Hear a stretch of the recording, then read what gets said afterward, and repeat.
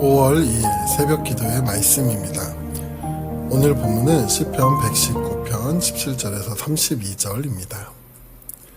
주의 종을 후대하여 살게 하소서. 그리하시면 주의 말씀을 지키리이다. 내 눈을 열어서 주의 율법에서 놀라운 것을 보게 하소서. 나는 땅에서 나그네가 되었사오니 주의 계명들을 내게 숨기지 마소서. 주의 규례들을 항상 사모함으로 내 마음이 상하나이다. 교만하여 저주를 받으며 주의 계명들에서 떠나는 자들을 주께서 꾸짖으셨나이다. 내가 주의 교훈들을 지켰사오니 비방과 멸시를 내게서 떠나게 하소서. 고관들도 앉아서 나를 비방하였사오나 주의 종은 주의 율례들을 작은 소리로 읊조렸나이다. 주의 증거들은 나의 즐거움이요 나의 충고자니이다.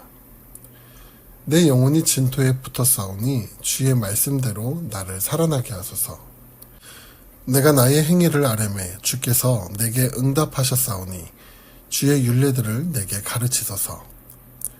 나에게 주의 법도들의 길을 깨닫게 하여 주옵소서. 그리하시면 내가 주의 기이한 일들을 작은 소리로 읊조리이다. 나의 영혼이 눌림으로 말미암아 녹사오니 주의 말씀대로 나를 세우소서. 거짓 행위를 내게서 떠나게 하시고 주의 법을 내게 은혜로이 베푸소서. 내가 성실한 길을 택하고 주의 규례들을 내 앞에 두었나이다. 내가 주의 증거들에 매달려 싸우니 여호와여 내가 수치를 당하지 말게 하소서. 주께서 내 마음을 넓히시면 내가 주의 계명들의 길로 달려가리이다. 아멘. 시편 119편은 시편 중 가장 긴 절로 구성되어 있습니다. 이 시편은 몇 가지 특징을 가지고 있는데 먼저 한국어 성경으로는 확인할 수는 없지만 구약 성경 기록 언어인 히브리어에서 22개의 자음을 사용해 각 자음마다 8절씩 총 176절로 시를 구성하고 있습니다. 그럼 왜 히브리어의 모든 언어를 사용해 이렇게 완벽한 시를 지으려고 했을까요? 그 이유는 이 시가 담고 있는 내용 때문에 그런 것인데 저자가 시편 119편을 통해 강조하려 했던 것은 바로 토라였기 때문입니다. 토라는 다름 아닌 율법을 말하는 것인데 유대인들의 삶과 신앙의 중심에는 이 율법서, 즉 하나님의 말씀이 있음을 보여주고 있는 것이죠. 그래서 시편 119편을 보면 저자는 율법, 다시 말해 하나님의 말씀에 대해 사랑하고 사모하며 갈망하는 마음이 절절하게 담겨 있음을 볼 수 있는데 이 생명과 같은 하나님의 말씀과 불안하고 고난당하는 인생 가운데 이 영원하고 완벽한 하나님의 말씀 없이 우리는 살아갈 수 없는 존재라는 것을 시편 119편을 통해 강조하고 있는 것입니다. 이렇게 완전한 하나님의 말씀으로서 율법을 강조하다 보니 이를 기록하는 데 사용한 히브리어 중 22개의 자음을 다 사용해 정확한 규칙에 맞춰 한 편의 긴 시를 완성한 것입니다. 이러한 시편 119편의 형식은 하나님의 말씀인 율법은 완벽하다는 이러한 메시지를 담아 보여주기도 하는 것이죠. 이러한 형식의 의미를 갖고 있는 시편 119편을 보면 먼저 크게 두 부분으로 살펴볼 수 있는데 1절부터 88절까지는 나그네 길 같은 인생을 인도하시는 하나님의 말씀에 대해 기록하였으며 두 번째 89절부터 176절까지 마지막까지는 진리의 원천인 율법을 찾아서 나그네 같은 인생을 떠나는 시인의 삶을 말하고 있습니다. 이제 본문의 내용을 살펴보려 하는데 먼저 앞부분의 내용을 간단히 살펴보면 시편 기자는 첫 번째 연에서 복 있는 자가 어떤 사람인지에 대해 말하는데 1절부터 4절까지를 통틀어 보면 주의 법도를 잘 지키는 사람, 즉 주의 율법을 사랑하고 잘 행하고 지키는 자가 복 있는 사람이라고 말합니다. 그러면서 자신이 그런 사람이 되기를 말하는데 5절부터 8절까지를 보면 자신이 그 말씀을 정직한 마음으로 배우며 지키고 따를 것임을 다짐합니다. 사실 앞부분의 이 내용은 시편 119편 전체의 핵심을 말해주고 있는데 율법을 사랑하고 잘 행해야 하는 가운데 내가 그런 사람이 될 수 있게 해달라고 계속해서 말하고 있는 것입니다. 그리고 9절부터 오늘 우리가 읽은 32절까지의 내용을 보면 하나님의 말씀인 율법이 무엇이다 라는 정의를 내리고 있는데 두 번째 연인 9절부터 16절까지의 내용을 보면 내가 모든 재물을 즐거워함 같이 주의 증거들의 도를 즐거워하였나이다 라고 14절에 말하고 있습니다. 이는 보물, 재물보다 더 중요한 것이 율법, 즉 하나님의 말씀이다라는 것을 말하고 있는 것이죠. 그리고 이제 오늘 본문이며 세 번째 연에 해당하는 17절부터 24절까지의 내용을 보면 하나님의 말씀은 어두운 밤길을 밝혀 갈 길을 인도하는 등불과 같음을 말합니다. 19절에 보면 시편 기자는 자신의 모습을 말할 때 땅에서 나그네가 되었다고 합니다. 나그네와 같은 삶의 길을 걸어가는 동안에 우리가 직면하게 되는 문제들을 보면 우린 그 길을 알 수 없다는 것과 그리고 한 치 앞도 안 보이는 삶 가운데 많은 어려움과 고난에 처해진다는 것이죠. 오늘 시편 기자도 지금 인생의 가장 큰 어려움 가운데 있는 것 같습니다. 그리고 그 가운데 하나님께 다음과 같이 기도합니다. 17절입니다. 주의 종을 후대하여 살게 하소서. 이 말은 주의 종에게 은혜를 베풀어 달라는 말입니다. 그럼 시편 저자는 어떤 은혜를 구하고 있는 것일까요?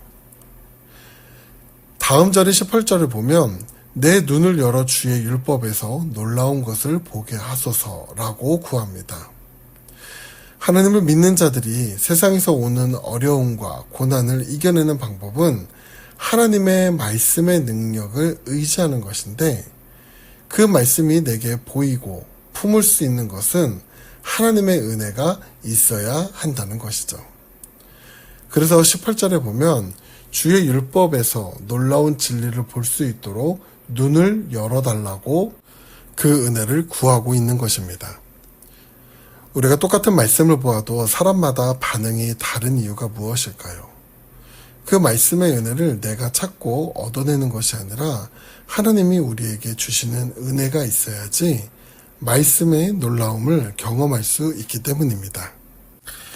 이어 시편 기자는 자신의 어려운 상황 속에서도 말씀을 가까이 하고 지키며 그 능력을 의지하려 합니다.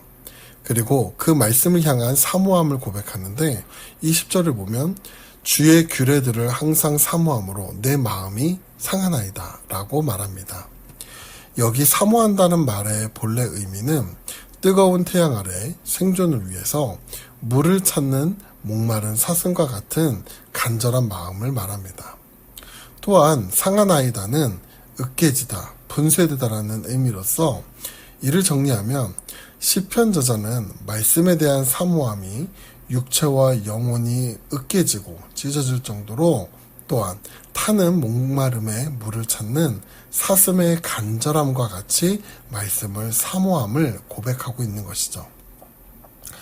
이러한 모습은 말씀의 능력이 얼마나 크고 위대한지 그리고 오직 말씀을 통해서만 모든 문제가 해결될 수 있음을 깨달은 사람만이 보일 수 있는 믿음의 반응인 것입니다. 바라기는 우리에게도 이러한 말씀의 사모함이 나타나길 함께 기도합니다. 이제 마지막으로 네 번째 연을 보면 하나님의 말씀을 사모하며 붙들고 나아가는 삶의 여정이 항상 순탄치만은 않음을 보여주는데 25절과 28절의 내용을 보면 시편 기자가 얼마나 절망적이고 고통스러운 고난을 겪는지 기록하고 있습니다. 25절을 보면 영혼이 진토에 붙어 있다라고 하는데 이는 죽어 흙에 묻혀서 그의 몸이 흙의 일부처럼 되었다는 의미로 자신의 능력으로는 벗어날 수 없는 말할 수 없이 비참한 상태에 놓인 자신의 처지를 말하고 있는 것입니다. 또한 28절을 보면 나의 영혼이 눌림으로 녹고 있다 라고 말하는데, 여기 눌림으로 하는 말은 큰 슬픔에 눌려있는 또는 영혼이 짓눌려 무거운 이라는 의미를 갖는데, 지금 시편 기자는 여러 삶의 고통으로 인해 영혼이 눌리고 또한 슬픔으로 인해 영혼이 녹아내리고 있는 상태라고 말하고 있는 것이죠.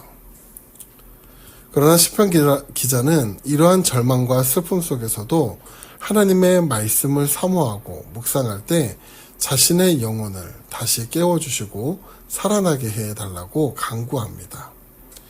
뿐만 아니라 지치고 상한 영혼에 하나님께서 말씀으로 힘을 허락하여 주시고 영원한 생명의 양식되는 하나님의 말씀이 마음에 가득하게 되어서 시련과 고난을 능히 이기고 회복될 수 있도록 도와달라고 요청합니다.